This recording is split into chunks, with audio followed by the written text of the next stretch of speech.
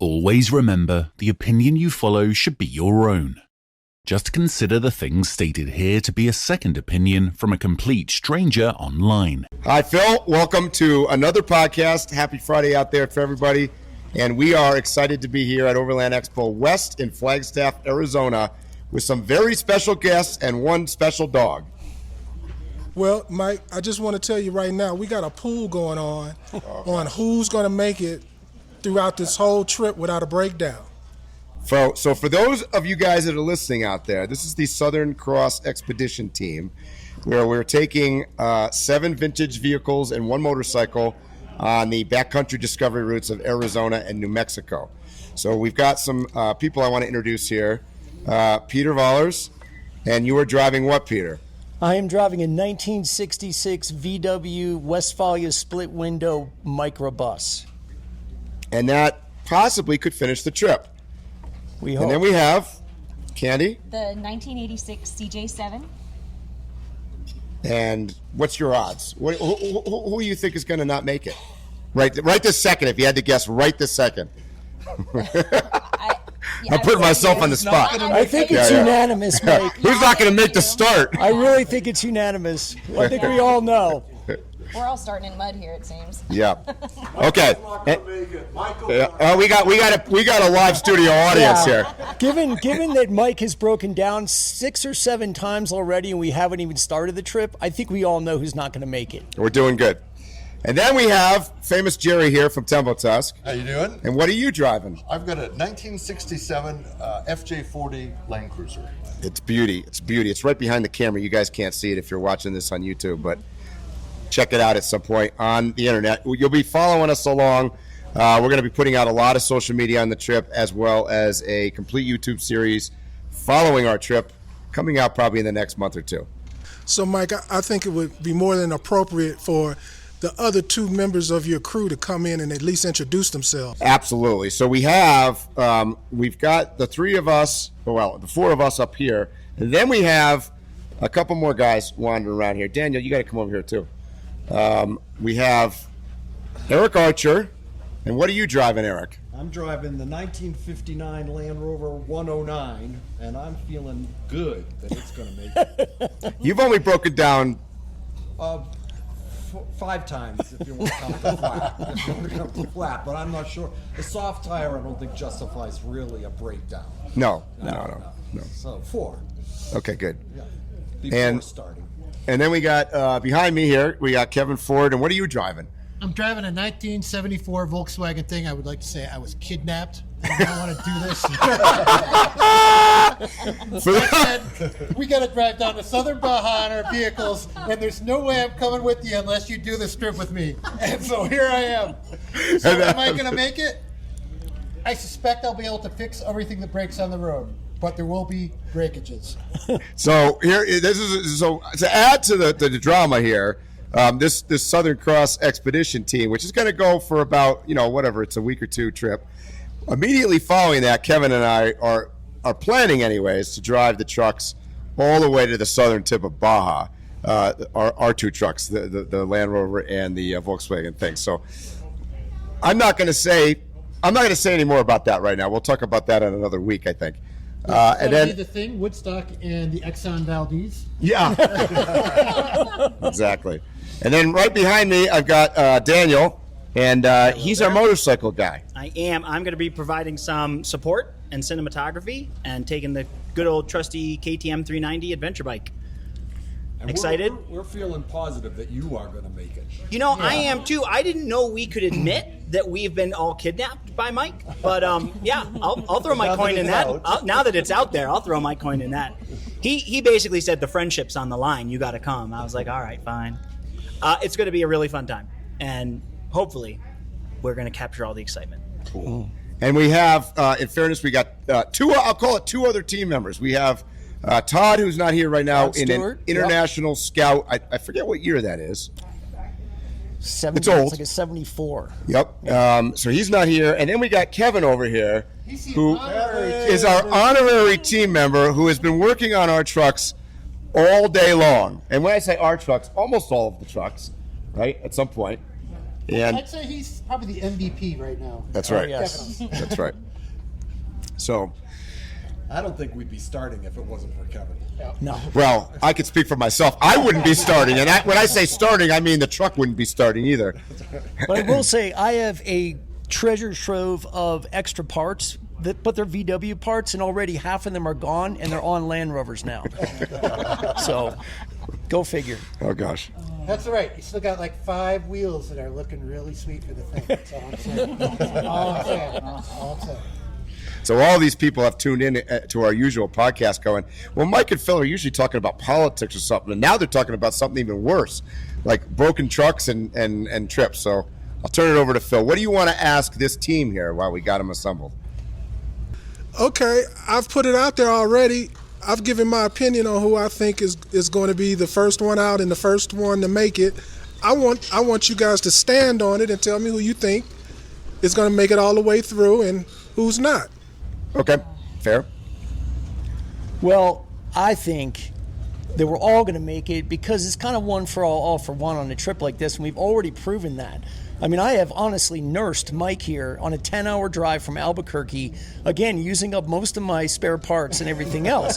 So I think it's going to be, we're just going to deal with, I mean, to be very honest with everyone, the hard part was making sure everybody got here, honestly, with these old vehicles. The trip itself is somewhat relaxing because we're a no strict timeline. We do want to make the whole course, but if we don't make the whole course, it's no big deal. We're just gonna make sure everybody keeps continuing and stays safe. I think we're all gonna finish, honestly. That's my bet. I agree. There's no man left behind here, and plus we'll have Kevin on speed dial in the event that something major does happen. That's right. And, you know, the adventure really doesn't start until something goes wrong, so we've already started the adventure. That's right. I was going to say, I'm going to put it, if I had to call who's going to definitely make it, I'm giving it to Candy. Yes. Thank you. I think the Jeep and Candy and Kevin have done an amazing job at building that thing. So that would be my bet if it was not one for all and whatever. But I think we'll all make it some way in some shape or form. I certainly think she's going to make it without a breakdown. That's for sure. She's going to be. We may have probably just the only cursed her, one. by the way. Yeah. Well, I'm glad you guys are at least in agreement. It's all for one and one. That's right. The only way to do We're it. not leaving anybody behind. But I think what we should do right now is let's explain the litany of things still wrong with Mike's Land Rover. Go ahead, Mike. Well, right now, we put a new carburetor in today, so that's looking good. It's running nice. It has an exhaust manifold leak, but that's not something that we can fix here at Expo. It's got a rear main seal leak, and it leaks pretty bad, like about a quart every 150 miles. And can't fix that here either. And the clutch is, we think we bled the clutch today, but we don't know that it's working that well, so. The clutch is non-existent, folks. Pretty much non-existent. Oh. And right now I don't have any alternator in the truck, and fan belts and everything we're waiting on for parts. And that's on my truck. Yes. So we've got a few other issues going on. Candy's truck is missing the front hub. The manual hub The on manual the passenger hub. side. Yeah, it burnt it up coming into Flagstaff. And Eric's truck kind of has brakes and clutch sometimes. We think we're much improved than where we were yesterday. Yeah. Yeah, I think there's a good chance at least 2 of the 3 team members wearing blue will make it. But one might. That's right. All right. So what is the route, Peter? Why don't you just tell them quick what we're actually trying to do Sure. here? So this route, I have to say, if people thinking that I somehow devised this whole route out here, I can't take credit for it because I think it's the best kept secret in overlanding are the back road discovery routes. And you can get this on the BDR website, Back Road Discovery Route website. Now most people think that these routes, and there's one in every western state, there's even a northeastern one now, there's a mid-Atlantic one. They're basically going to be all over the country soon. Most people don't recognize these routes as overlanders because it's mainly dual sport and big motorcycle guys who, like 1,200 bikes, adventure bikes, who do these routes. And actually, the whole BDR crew they're all motorcycle guys. They're all moto guys. But because they ride these big bikes and they're not like motocross bikes, they have to be viable for pretty much, I've actually not seen a part of one there might be some devoted single track sections, but they're basically 2-track public roads. So when I first started looking into this, I was like, why aren't more overlanders using these? Because all you need to do to be able to navigate these roads is download the GPX file, which the guys at BDR are nice enough to put right on the website for free. You don't have to pay anything. I give a donation to BDR because they're just doing amazing service to us all. But you basically download the GPX file, you upload it to Gaia or to Onyx. I do both. And we're looking forward. I hear Chris Johnson's actually doing an even better navigation system, which I asked him about for this trip, and he said it just wouldn't be ready yet. But you just upload it there, and then you nav using that. And they even put in provisioning spots. They put in gas stations. They put in points of interest. They actually do. They have certain parts of the route that you have options for a little more aggressive, a little more spicy, and then you have the easier sections as well. It's just ready made. So what we're going to do is we're going to go south on the Arizona BDR from Winona. We're going to join in Winona, which is right along I-40, and then go south all the way to the Mexican border. And then we're going to run along the Mexican border and stop up in Bisbee and at our friends Sterling and Eva at their hotel. And then we're going to make our way across, hence the Southern Cross expedition, make our way across to Silver City and up through kind of diagonally through New Mexico to Truth or Consequences and pick up the New Mexico BDR just north of TRC and take that all the way up to Abiquiu, New Mexico, which I think is the best part of the New Mexico BDR. I've done it twice in the bus already, so that I'm very familiar with. And I'm navigation group leader on this one. I've never done the Arizona one though, so I have no idea what to expect. It's about 1,200 miles. About 1,200 miles total. Right. So it's a pretty aggressive thing. It's going to take us almost 2 weeks. We're going to leave Monday after Expo, and I'm scheduled to get to Abiquiu the following Thursday. So it's a really long trip.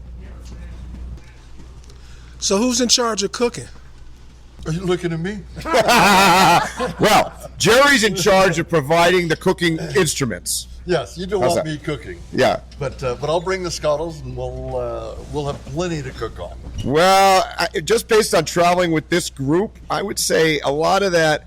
Well, two people come to mind. Daniel loves to get involved in scuttle cooking. Good. And Candy loves to do it as well. So I'm just going to say they're probably point people on the cooking. That's my guess. Yeah. We're not going hungry, that's for sure. We're not going hungry. That's all we need to know.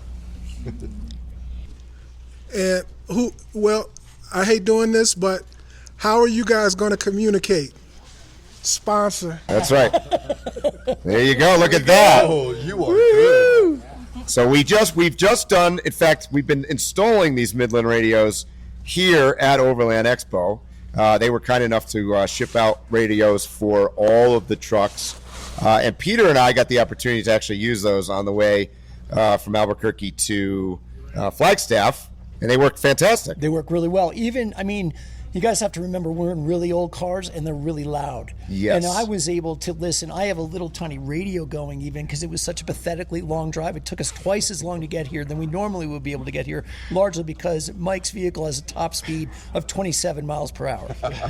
So, but we were able to communicate right over our engine noise and everything else. And what Mike figured out, being the programming genius, honestly, is that you can program these to not only have sound out of the main unit, which we both mounted right near our ears, but you can also have the sound come out of the mic. So it's like double whammy. It's like stereo. And that is really cool feature. Yeah, that's handy. Yeah, that was awesome. Good. All right, thanks, Midland. So we're going to get into our regular mic. So if you guys are ready and you got the balls, we're about to continue this podcast. Geez, I don't know what we're going to talk about, but here we go.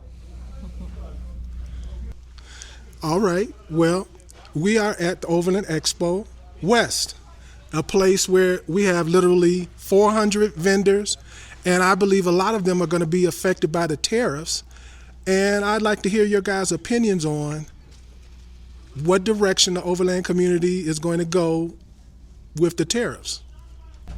Well, I think tariff-wise, I think these are going to be up and down. I think we got about 9 months of people sitting on their hands or sitting on their money. Mm-hmm. And I think it's going to work out. I think we're going to have a rough year. at least till the end of the year. And if the tariffs do or undo what they're supposed to do, I think starting next year and the year after, I think we're going to see a very good economy. This year, we're just going to have to suffer. And, sometimes the medicine's painful, and you know what? You got to take it. Jerry, do you think any part of that is going to bring more production into the States? Well, I know that, all our production is in the States. Yep. And has been for a long time now. I don't know. You know what? Bringing in production it takes time. You can't do it in 2 weeks. It took us a year to get our production from me using outside vendors to actually building what we make in-house.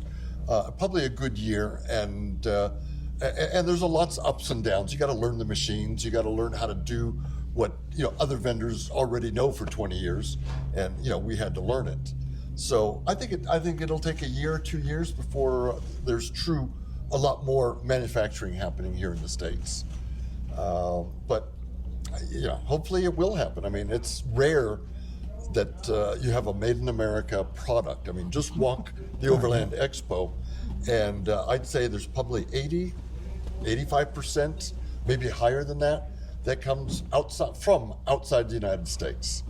And some of it's hard. It's hard for me because some of this stuff that's imported is half the price of what it cost me to make it.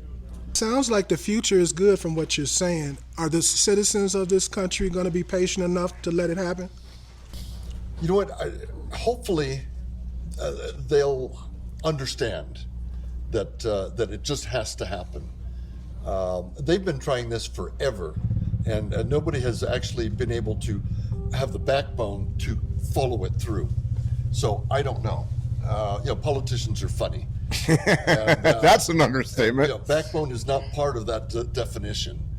And so if they can hold it together long enough for it to actually happen, I think we'll be much better off for it. If they collapse, then no, we're going to be right back where we were, and there's nothing new. But we're going to have to wait it out. And like I said, the last 2 years have been rough for this industry. I think for any industry. I mean, I've talked to a lot of industries who, since COVID, have been struggling. And you mentioned that because Candy and I and her husband Kevin were talking about that this morning with the post, what do you call it? The post-COVID. The COVID effect. The COVID effect. Yeah. And a lot of the stuff, like even from what I would describe as what quality manufacturers or quality businesses is garbage, right? I mean, there's just problems with it.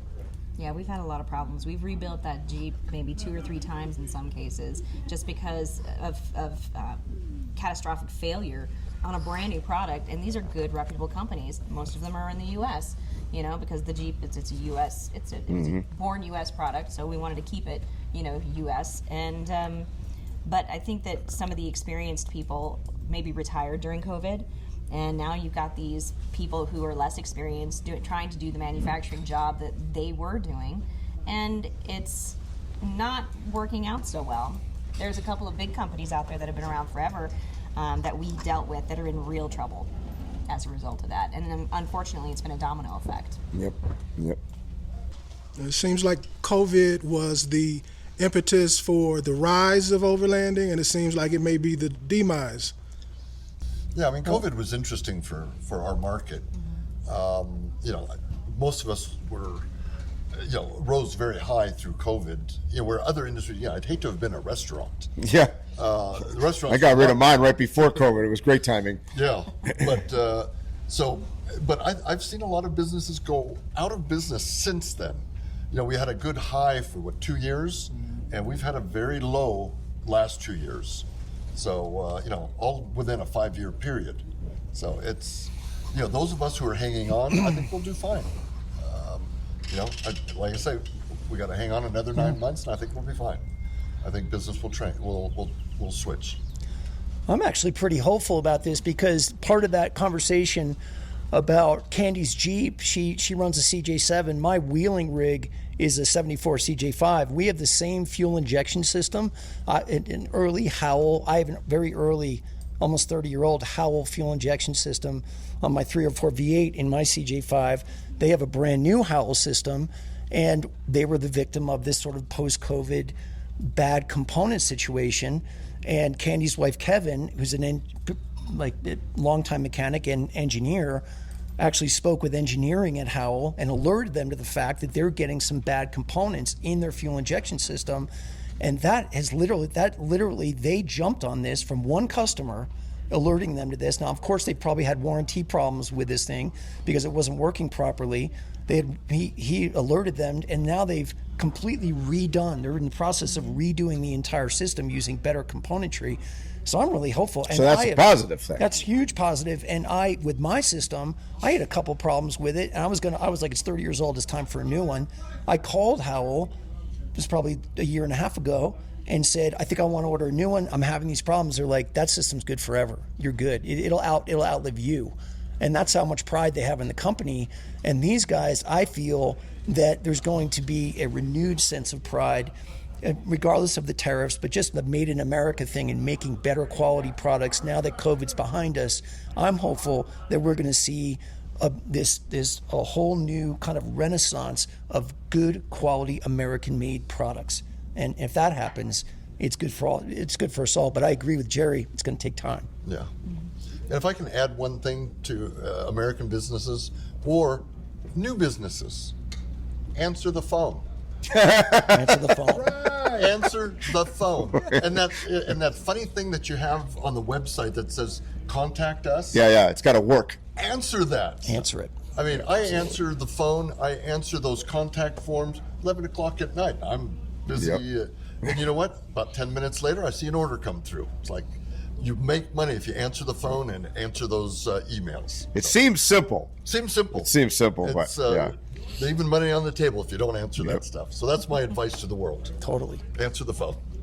I've been drafting legal documents from the bus for about 3 hours today. I sat in the bus and drafted legal documents and answered phone calls. And that's what you have to do in today's world. But I agree with Jerry. That's the name. It's the reason why I can practice Vermont law from Albuquerque and do these events and do everything else.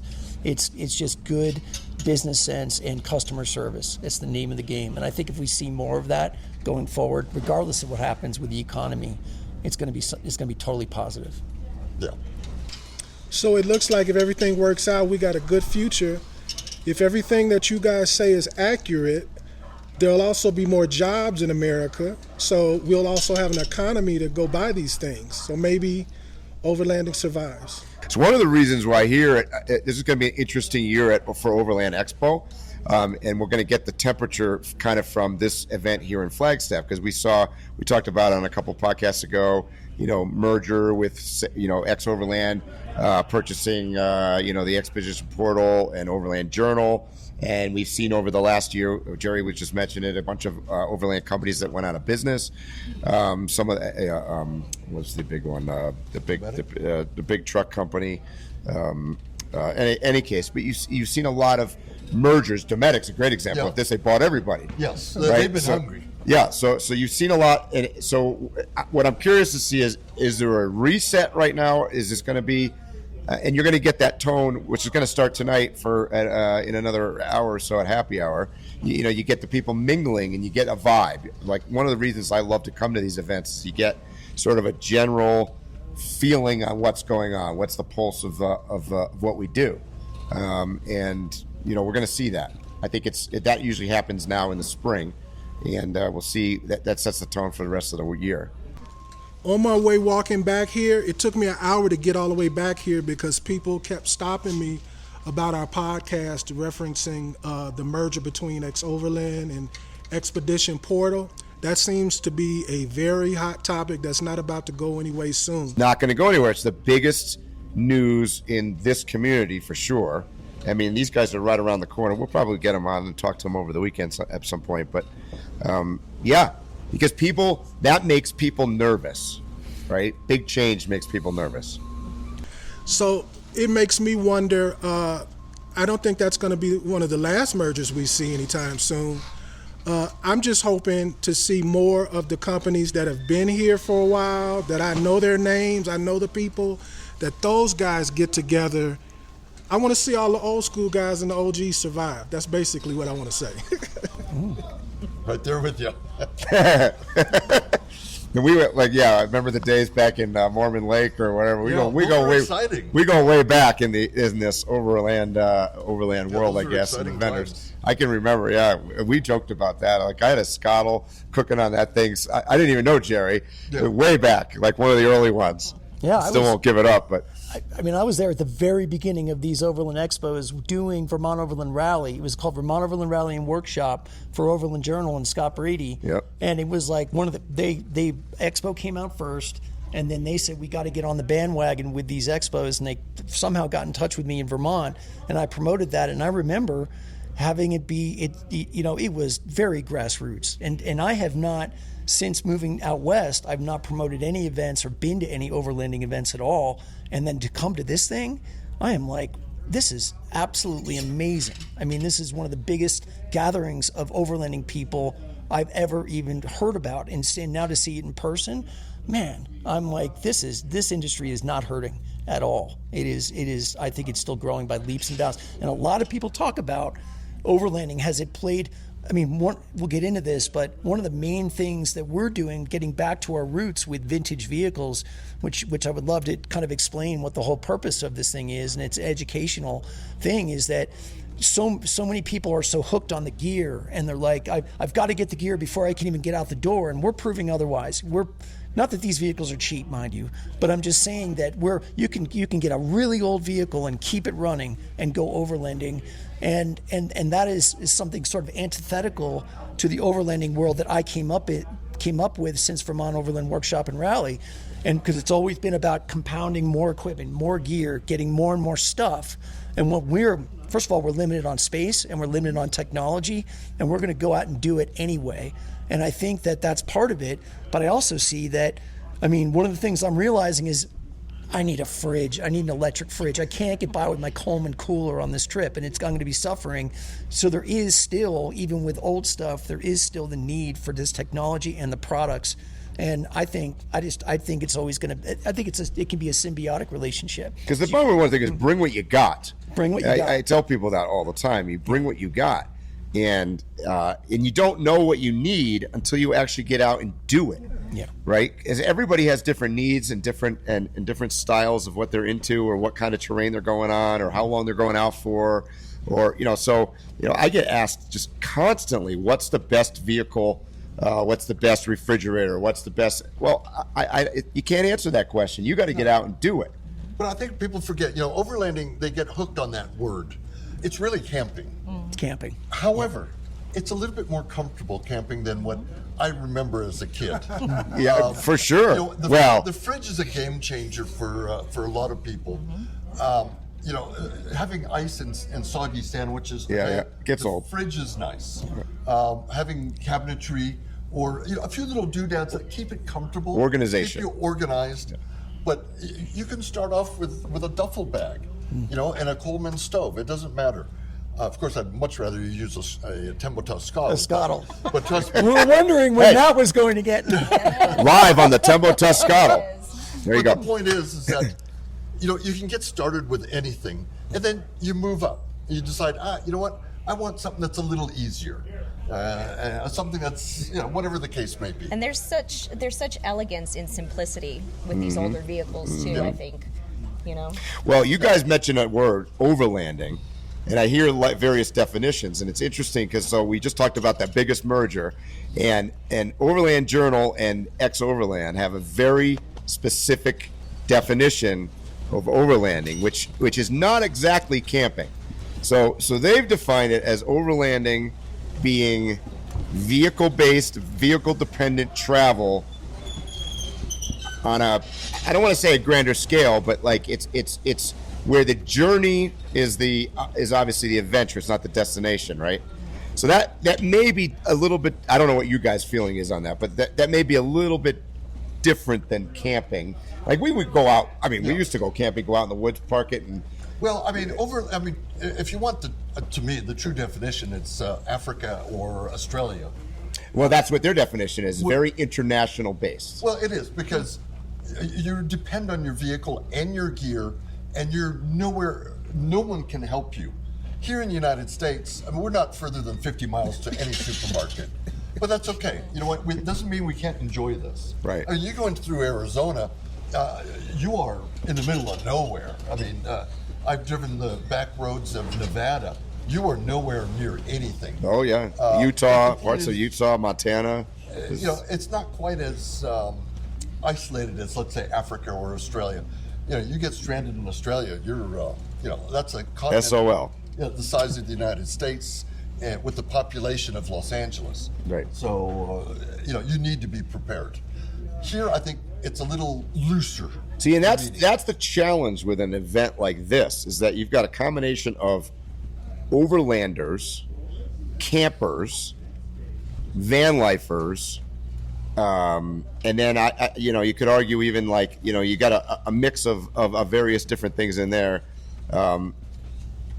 So not to get deep into the definition-based thing, but that's part of the. I forgot. Obviously, the big one is wheelers, right? Mm. So that's definitely different. There's a whole different mindset. I think it is. Wheelers are one day. They go in, they do their wheeling, they go home. Mm-hmm. Whereas overlanding or camping, you're actually going to a destination. You're going out. You're using your gear. You're more dependent on your gear and your vehicle. Which to me the definition, and I'll turn it over to you guys, but my definition difference is that, and it started I think when I first started traveling extensively in Africa, was I decided that you would always take the path of least resistance. You would never sacrifice or put your vehicle in any risk whatsoever, which is the complete and total opposite of wheeling. Yes. Wheeling, you go out with the absolute destination of trying to break your truck on a trail somewhere. Yeah. Really, right? Pretty close. I'm pretty dialed in with the wheeling scene, with the straight up wheeling scene out here, because I've fallen in with the vintage Jeep group, like the Quasi 8s, with all the flat fender guys, Grandpa's Jeep, Jeff Petrovich. And believe me, it is challenged. After wheeling for 30 years, it's nothing compared to what I do with those guys. But I will tell you that even in that group, like last year we did the Lockhart Basin trip, camping, and we were over, and I got to tell you, they use, even those guys who are not overlanders by any stretch of the imagination, use the term overlanding. They're like, we're doing an overlanding, or some say camping, but they say we're doing an overlanding trip on this part of, that was at Easter Jeep Safari. It's on Gone Jeep and on the YouTube page, and it was a wonderful trip. Chris Collard did all the videoing for it and drone work, and it was awesome. But I noticed, and I was very surprised to see that these guys were dyed-in-the-wool Jeepers. They were using the word overlanding, and I thought that was a major breakthrough in the overlanding movement, because you even have these guys who wouldn't even know about that term and would say camping usually, but they're using the term overlanding, and they were just as much into the camping setup.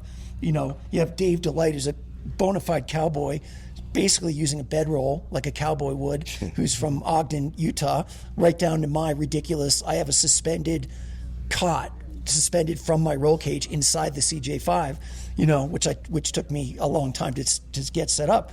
But it's the same type of thing as you see in a purely overlanding crowd like this. Really cool. And you'll see even here at Expo, I bet you a third of what's being sold out here is directed at more what I would call the van life community, right? There's just infinite amounts of van builds here and equipment that is more based on that scenario. Because in reality, those guys, particularly the van community, a lot of them are traveling more overlanding style, because they may not have the aggressive rock crawling setups that you're going to find in the wheeling community, right? I would refer to them as more of the nomads.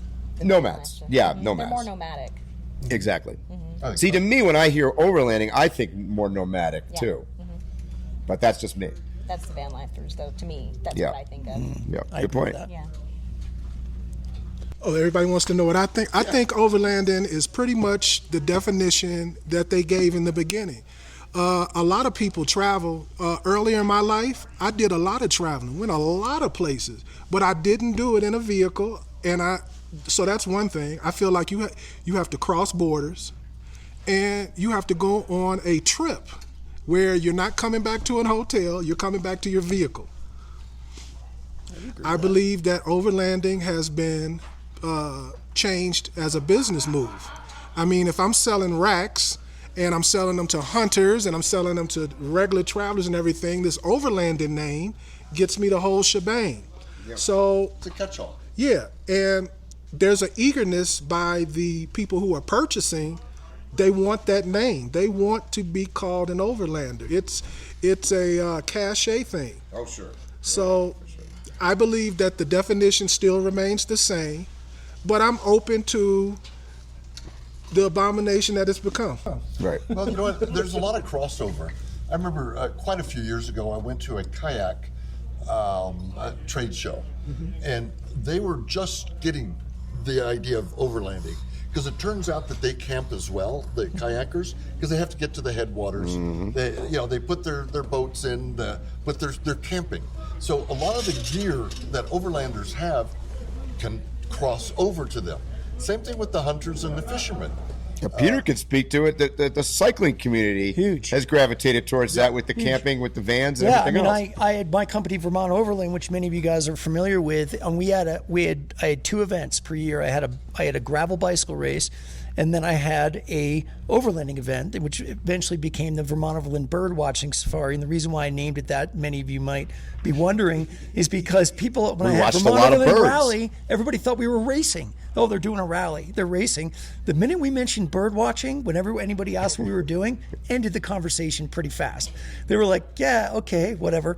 But basically, the point of the story is that what I found of 5-6 years of running both of those events, it's the same people. Yeah. Like Mike. Yeah. Mike would come to the bike race, do the bike race, and he'd be the same rig. He'd set up in the same spot at our venue for the overlanding event. And that was amazing to me to see that crossover. And in fact, it really helped getting sponsors for the company, because I could tap into sponsors either way. Cannondale was wanting to get into the overlanding scene as a bike company, and then you'd have overlanding companies who wanted to appeal to the bikers. So it definitely is another symbiotic relationship. So Pete, I allowed you to mention Vermont Overland twice. I'm not going to let this go. I have a total issue with you, and I'm going to take this official moment to bear my emotions. I knew it was coming. People know that I travel all over North America, go to all of these different expos and everything. So I've got my finger on the button. And so people will come to me and they'd ask me about where to go. What are the best events in the whole United States to go? And I would only give 2 places. One was on the East Coast and one was on the West Coast. And the one, it was yours. And then you sold it. No. Well, so I haven't. Poor Phil can't go to Vermont anymore. No, what's my favorite city? What's my favorite state? Vermont. Yeah. So I don't like you, Peter. No, I'm telling you, and I will address that, because that's the elephant in the room. Is like, why aren't you? Vermont. It started out as a guide service in what I did with my friend Jamil Abbasi, and we were guiding people in Vermont going off road, and then we decided, well, this is even. And actually, Jamil backed out of it at the time. He's a very busy dentist, professional, and I was still practicing law too. But I said, wow, there seems to be a real need for, once I was starting to do Vermont Overland Rally and Workshop, and then Scott Brady decided he really didn't want to be involved with the event business. I just took it on myself, and I was like, this could really work.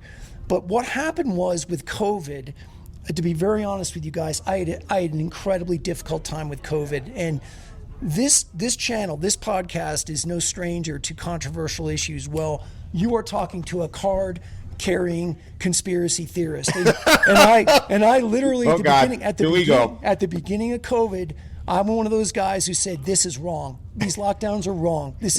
And I held out and held out and held out on my events. I had people accusing me of killing grandma. I was saying, this is the worst. I had dear friends of mine calling me that you're going to kill people. You can't do this. You can't keep this going. We eventually had to postpone the bicycle race. But by that point, I'm already living in Albuquerque because we moved here because my wife, and all of this hubbub with COVID, right during the lockdowns actually, she was offered her dream job to run a beautiful boutique hotel in Albuquerque called Los Poblanos Historic Inn and Organic Farm, right smack dab in the middle of, it actually started before the lockdowns, and then they said, no, we still want you to come out here. I had to work remotely anyway with my law practice, so we took a chance and moved to Albuquerque, and we never looked back. But basically, with the events, even in 2020, I will take credit. I was the only overlanding. I was the only event. I was the only event in the entire Eric and I country. did it. And Mike went because there was a brief window in Vermont from, I think it was August 1st through November 30th. November Yeah, 1st. they kept they kept changing the rule. They kept changing the rules, Yeah, but for a while we could have groups of 25 or Yeah. less, spread apart, wearing masks, whatever. If you, that was optional, you had to sign a sheet of paper saying you weren't sick, Right. and you could get together. So we did Vermont Overland birdwatching safari even in 2020. Now, I'm not going to sugarcoat this. I didn't make any friends because I kept the basic proceeds from that event because I felt like I delivered the best product I could that year. And then we used that money to be able to settle up and be able to transfer Vermont Overland to just the bicycle race, which Ansel Dickey now runs in Vermont, does a great job. He's a kid I coached for years. But the big question is, why don't I just keep doing this out here?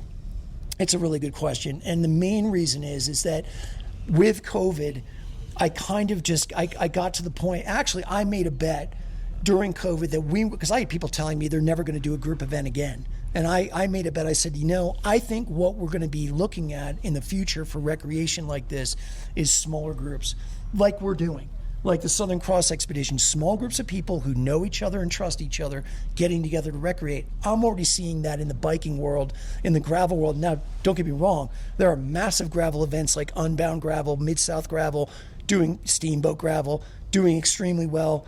Lifetime Sports owns a lot of them, the same company as the triathlon company. So they're doing really well. But what I'm seeing is a general progression towards these small group recreational gatherings. And I made that bet in 2020. I don't think it's really going to happen really fully. I don't think we're going to start seeing less and less of these massive recreational events and more small group recreation, but I think it's going to happen by 2030. I really do. Well, you're starting to see it now. Like we talked about it on the podcast with the Overland Ranch doing smaller events. Smaller events. Because there's a desire, people. Not to sound old school, but like back in the day when these events were smaller, they were more fun. Yes. Personal. The what? More personal. More personal. The camaraderie was there more. And that's kind of like what our group here at the table is doing with the Southern Cross thing. We put together kind of a team for this that we all have known each other for a long time. We know we will be able to off-road together. And at the end of the day, we're doing it for fun, right? I mean, Yeah. so. Pretty much everybody here who's old school knows each other. Yes. Yeah, Totally. so we're sitting here recording this podcast on setup day, and so we're not open to the public sitting here, but virtually we've how many people have we talked to today? A zillion people that we all know, because these are all people that have been in the community for a long time, right? Oh yeah. You like Phil said, you can't walk across the venue here and not get stopped 10 or 15 times on the way. So, Right. And that's I think people, what Peter was talking about, crave. We come here. I mean, I've said it before. I come to Overland Expo for the people. To talk to people. It's like a reunion every year. The community connection. The community connection. Yeah. Yep. I mean, otherwise I wouldn't be sitting on recording this smiling because my truck is in a million pieces and nothing's gone right in my world in the last 24 hours. But hey, we're having a great we're having time. fun. Yeah. Right. No, I think that's the name of the game, and that's one of the reasons why. The more commercial you make something, I feel, the less fun it can be. I mean, one of the reasons why Jerry runs a great company, and everybody, I mean, I put out some social media. I do one sharing of Jerry's FJ40. It's like 1 million views of that thing, and people are like, oh my God, it's Jerry. That's it's Jerry, Jerry's. it's Jerry, it's Jerry, it's Jerry. And it's like, that's not because of commercial business. That's because Jerry answers the phone. That's because Jerry talks to people. That's because he's created personal relationships over 15, 20 years of doing this. And that's really where it counts, and that's what creates the fun. It's not the commercial aspect. It's the small groups and the relationships you make in life that I think really create the fun and make it lasting and make it a memorable experience. And yeah, go ahead. Well, what did he do? He basically reinvented the cookout. Yeah. did. Yeah. I mean, everybody loves a Unwittingly. great cookout, right? Unwittingly. Yeah. Unwittingly. There you go. Yeah, I mean, you describe it the best as because it's circular. Well, it's Kitchen island. When you're cooking, It's a center island. We'll call out Coleman again. You're cooking on a Coleman. Your back is to everyone. The cook's back is to everyone. You pull out the scuttle. It's round. Everyone hangs out. It's like the fire pit, but you get to eat off of it. And people start to fight each other because they want to cook. But it's social. It turns out that the unintended consequence of the scuttle was how social it was. Right. Yeah. And I think that's what made it popular more than anything else, is that people were able to gather around. So. Hey, we're on a podcast right now, but I want to say hi to you, and you can say hi to everybody out there. Hi, everybody. Your podcast just got 10% better. This is the world famous Eva. What's the podcast? Oh, we're just We've already talking. mentioned you in this podcast, Eva. Good. Talking about overlanding and expo, and we're doing our crazy old truck trip, and you guys are getting ready for the Rebel, right? We're getting ready for the Rebel. Yeah, this is awesome. Hey, everybody. It's nice to see all you. Best part of Overland Expo is getting to see all your friends that you only see once or twice a year. That's weird. Cool. Super cool. Well, then I won't interrupt the podcast. Your timing was great because that's what we were just talking about. I love it. Well, thanks, you guys. I won't interrupt, Very nice. even though I already did. But I'll get back to you. So I got to talk to you. These packages for Azure. And guys, this is exactly what we are talking about. What just happened here right now, the social aspect, is what we're basically crying about. All right, does anybody have anything else they want to say? I'm sure you do, but we're at the end of the time. But hey, a lot of you guys have seen a lot of these guys, and you're going to see more of us. And be sure to watch our whole video series of this gang out there for the Southern Cross Expedition. We're going to have a great time. I hope it comes through in the video. I think it will. And yeah, that's what I got to say. It's going to be awesome. Look these people up. If you're new and you don't know who these people are, you need to know who they are. These are foundational members of the Overland community. And why don't we go down? Well, how do we get a hold of you guys? Instagram is at NewMexicoOver.land. If you just go at New Mexico Overland, you'll find me. But the actual handle is at NewMexicoOver.land. You can find me on Instagram and TikTok. Chicks do it too. That's chicks and then number 2. Alrighty, Jerry with Tembo Tusk. Just Google Tembo Tusk. If you can't find it, there's something wrong with your computer. Yes. Thank you. All right, guys, you know what I'm going to say. Stay safe, tread lightly, and hopefully we'll see you here or on the trail soon. You have been listening to Waypoint Overland's Random Waypoints. Like, subscribe, and stay tuned for more.